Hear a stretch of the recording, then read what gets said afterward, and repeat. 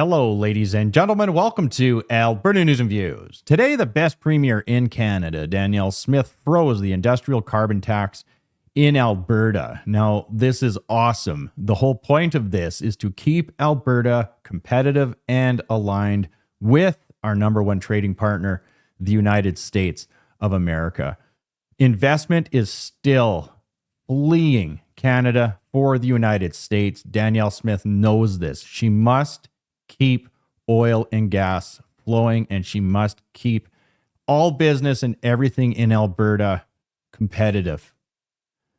Canada is seeing the biggest growth out of all of the provinces in Canada. What is happening is people are scared, they are divided, and they are moving to Alberta, which is fueling separation and this referendum, and it is terrifying Mark Carney, the Liberals, at the federal level, the federal government in Canada. And it's not just here. It is everywhere across the globe, and I'm going to show you this in a second. What I'm going to have to start doing, because we are literally living in the land of confusion, I'm going to take my channel back to the way it used to be, where I'm just going to start rapid firing headlines and just get through it as quick and as painless as I can. I'm going to forget a lot. I'm going to miss stuff. And that's why it's up to you to just put it in the comments. I'm just going to start getting information out and blasting the headlines.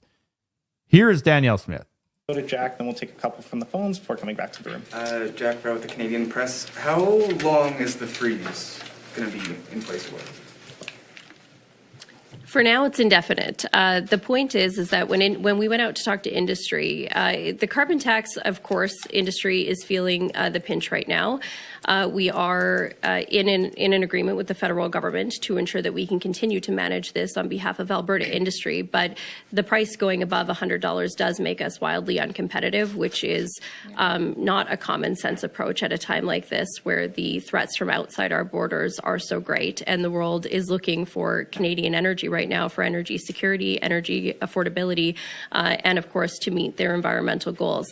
So right now we are implementing this freeze indefinitely. It will likely, as Premier said in her speaking notes, spark a conversation with the federal government. We're hoping that just as we heard a message about economic growth and nation building throughout the campaign, that this Liberal government is going to take a different approach when it comes to energy production and emissions policy. And then as a follow-up to that, like, if I'm not mistaken, like the escalating price was the point of carbon tax schemes, right? Like you're supposed to, with the escalating price, you incentivize businesses to invest in their own emissions reduction. Freezing the price kind of seems contrary to that, but it also kind of actually, in my head, breeds instability, because an indefinite freeze is something that will change, and the businesses knew when the price was escalating. So how is that stable? I would say that the fact that the first action that Prime Minister Mark Carney took was to eliminate the retail carbon tax shows you that that price had gotten too high to bear. And I think that it's reasonable to expect that it's a parallel in the business community, that the price has gotten too high to bear. If you have a time frame of going out to 2050, there's no reason to try to front end load everything by 2030. That's been foundational to the dispute we're having with the federal government. Is let's coordinate around a 2050 target so that you can have a reasonable time frame to implement technology, develop new solutions, see the retirement of equipment. That's foundationally why we're having the dispute with Ottawa. The 170, could it have been possible if the Americans were following suit? I don't know. But you may have noticed there's a change of direction in the United States since November, which has caused a massive recalibration of everything in Canada. And if we want to be able to compete and integrate with our largest consumer, then we've got to have a reasonable level of increase. So as you've seen, we're not proposing it goes to zero. We're just proposing that it stays where it is. Well, we have some kind of recalibration about how this is going to impact the business community. What we have heard from the business community is that it's too high. And I think if you look at Quebec's carbon trading price is lower than this.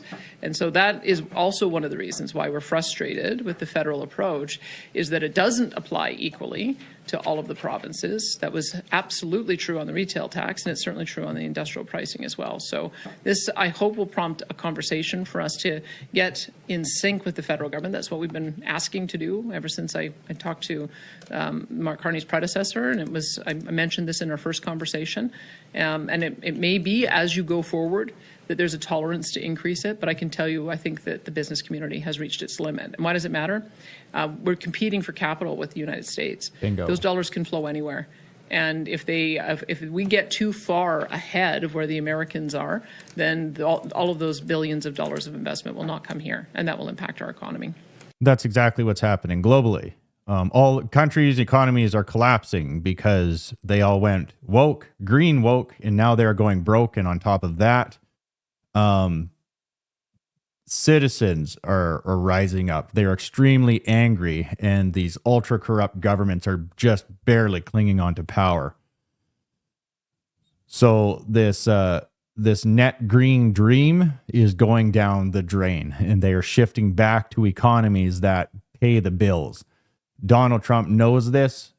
He doesn't care. He doesn't care about other countries. He's doing what is best for the United States, which is why he announced today that China is aligning with him. They are changing the way that they are doing business.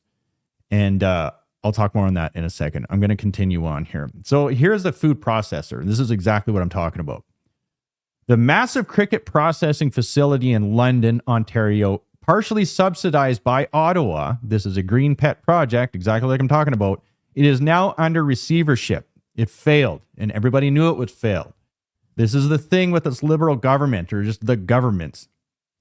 They keep on talking about growth, talking about building, throwing billions and billions and billions of dollars at these projects that seem great, but they produce no income, no revenue. There is no return on them.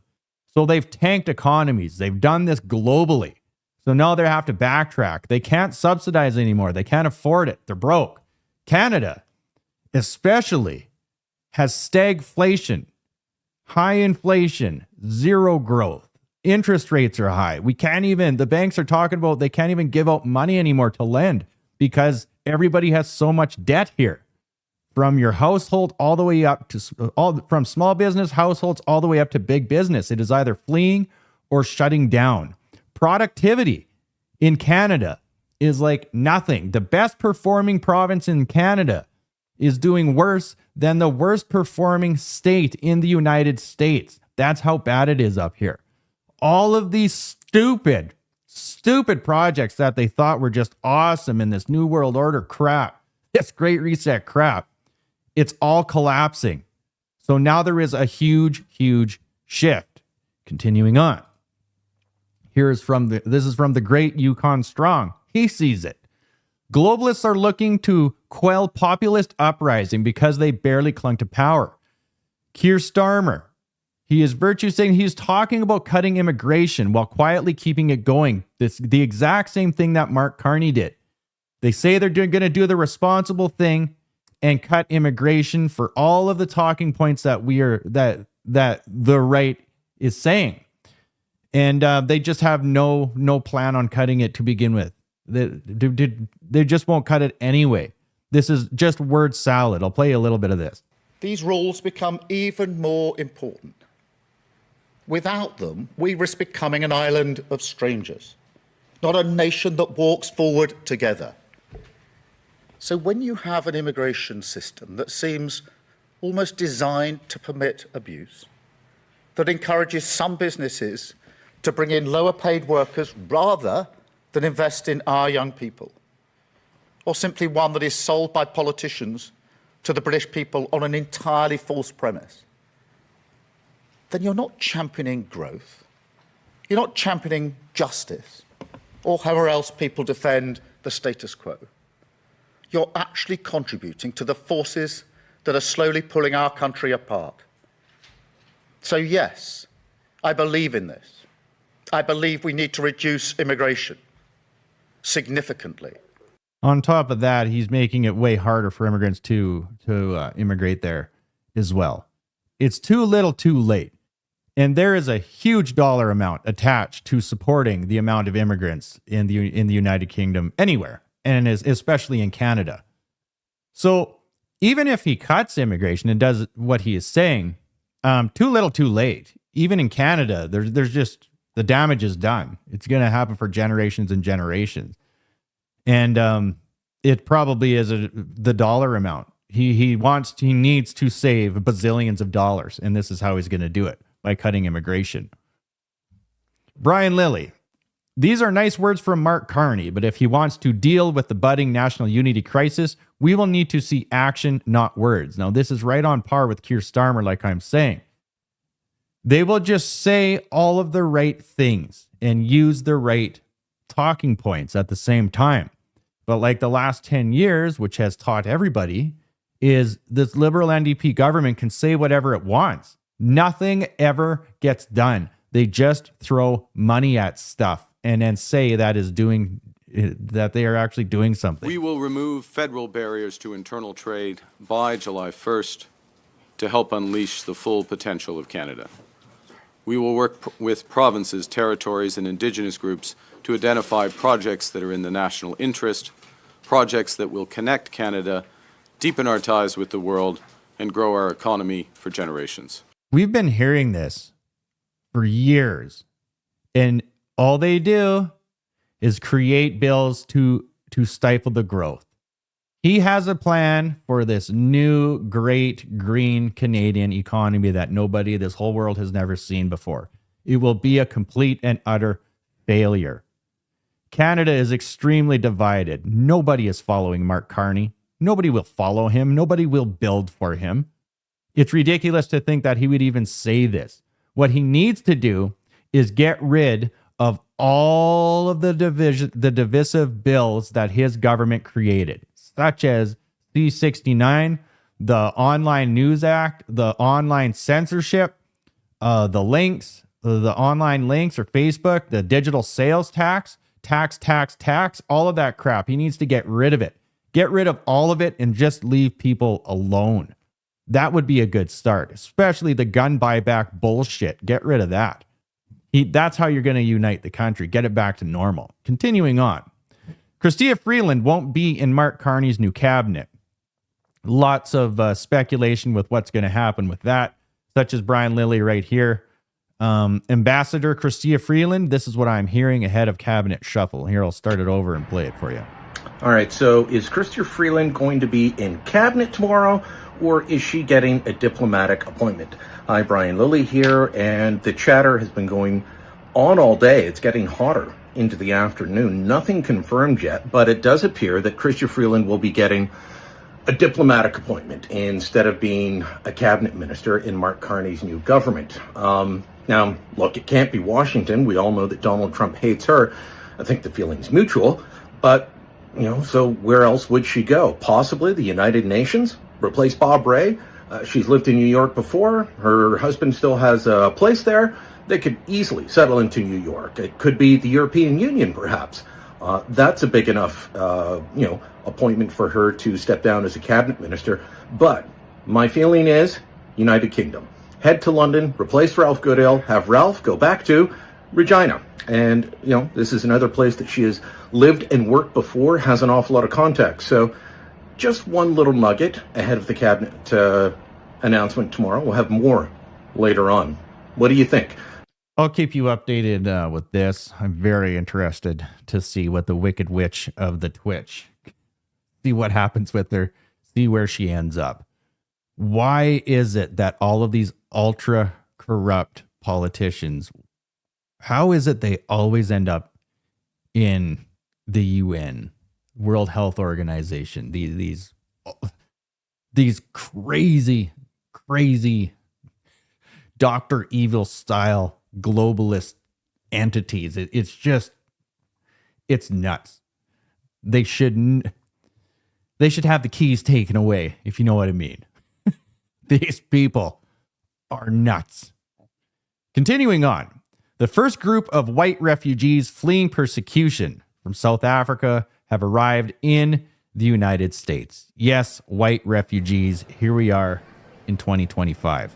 This is very interesting to me because the United States, their media is downplaying the white farmers in South Africa and how many of them are being murdered. It's ridiculous to think that they are not in danger. If you've watched any documentaries on what's going on or watched the news of what's going on in South Africa, they need to get out. They need refugee status.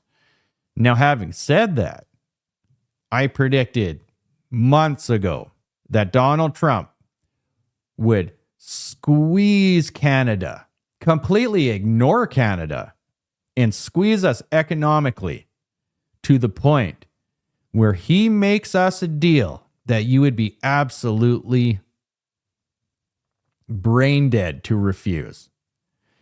And I think it's going to look like this. He's going to say, if you have like a red seal, if you are skilled, if you want to get out of Canada, other than having our Western independence, if you want to get out of Canada and claim refugee status in the United States, you can. And it'll sound like an economic refugee. That's what he'll probably call it. If you are an economic refugee and you got to get out of Canada and you want cheaper taxes, you want to buy a house, you want to start a family, you want to own a farm, you want to live in the number 1, number 2 economy on the planet, just come on down. That's what he'll say. Continuing on. This from Donald J. Trump. Drug prices to be cut by 59%. Plus, gasoline, energy, groceries, and all other costs down. No inflation. Love it. The complete opposite of what is going on in Canada. Canada had like zero growth in our economy. We had like 7,000 jobs, and that was because of the election. They were government jobs.